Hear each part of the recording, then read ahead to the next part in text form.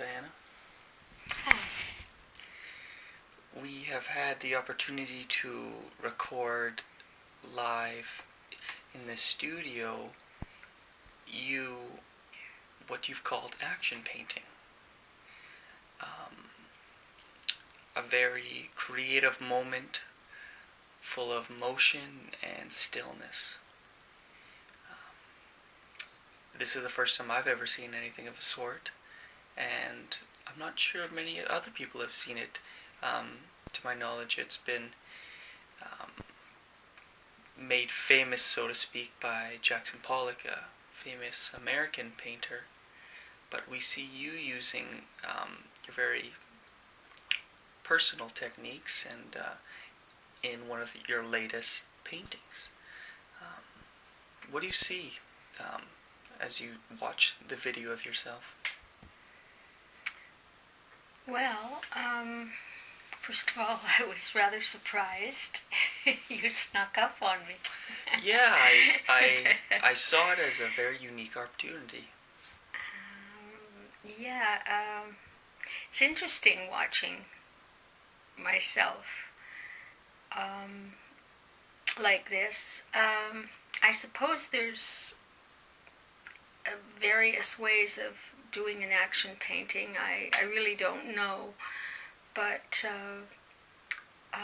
I don't try to do this. It just happened the other night, and I've been thinking about this piece for a while, and although I don't have any degrees in physics, etc., I am very fascinated by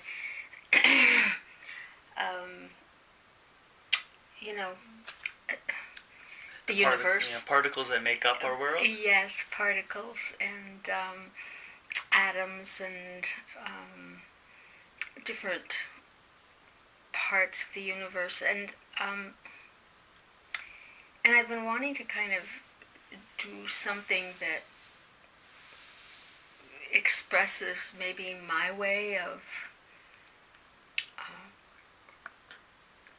I don't like the word fantasy, but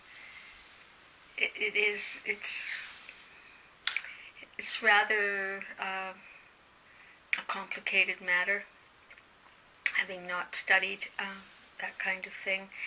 But I get feelings about it. I had a show once, and again, it was to do with nature, and I said to one of my buyers, "Oh, you're looking at that one." I said, I feel these things so strongly, but I can't say anything about it technically. And he said, "I think that's much grander." And that made me feel good, at least. But, as I watch this, and after you shot it, it's like I'm having a conversation with the canvas. Sometimes I am in a hurry to plant paint on the canvas. Other times I can't. I simply can't. It's nothing is prepared ahead of time. Such as a vision of exactly what order, what method you're going to create something? Is that what you mean? Yeah, I mean, I do have certain movements on canvas that have now been told to me that I don't even have to sign my paintings. I have certain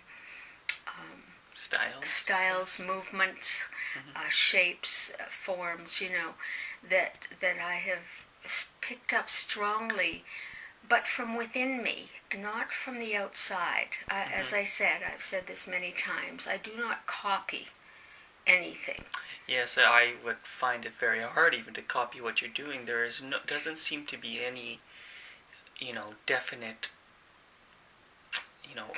goal perhaps, No goal. It comes out off the brush, through the air, Yes. And how it comes out is the way it is. No mistake. True. but at the same time very, very creative. And it's a feeling. Absolutely, very expressive. I don't have thoughts beforehand. I've had a vision beforehand of possibilities, but then I let all that go, and I put the canvas in front of me, and I trust that my movements, my feelings, my sensibilities will speak for me in the moment, in the now.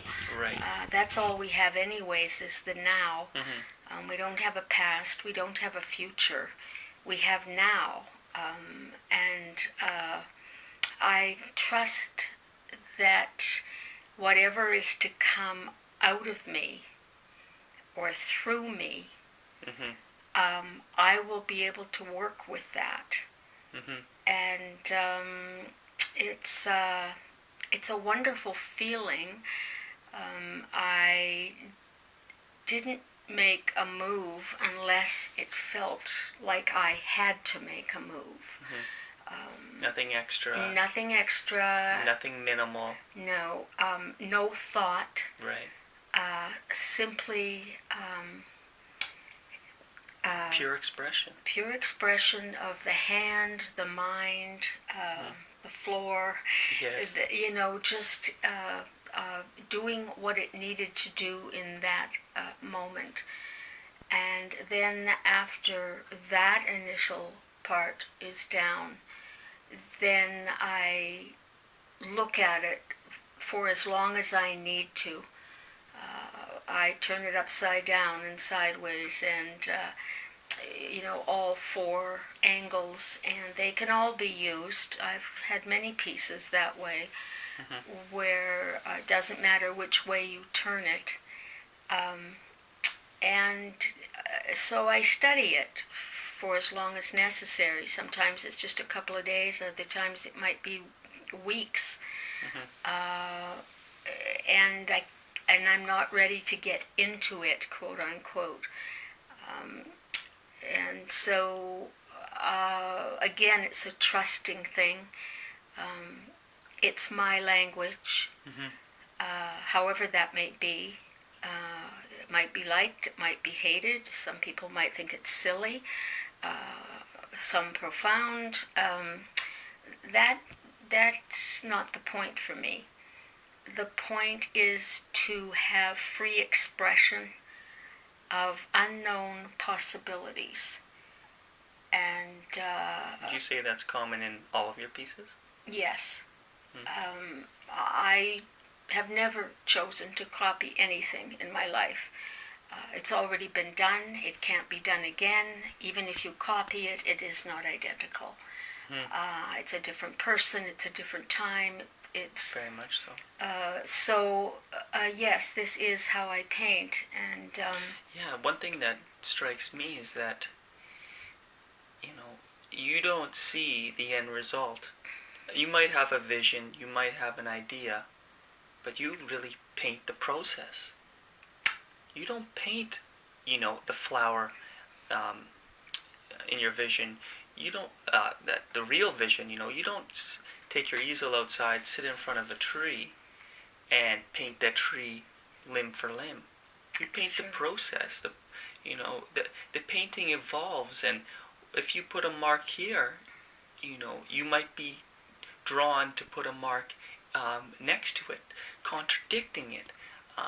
The process is, I don't know, how do you feel about the process of painting rather than the end result, the painting itself? Oh, the process.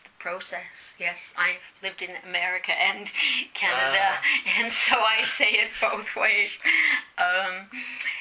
Is the joy. It is the learning. It is the adventure. Yes.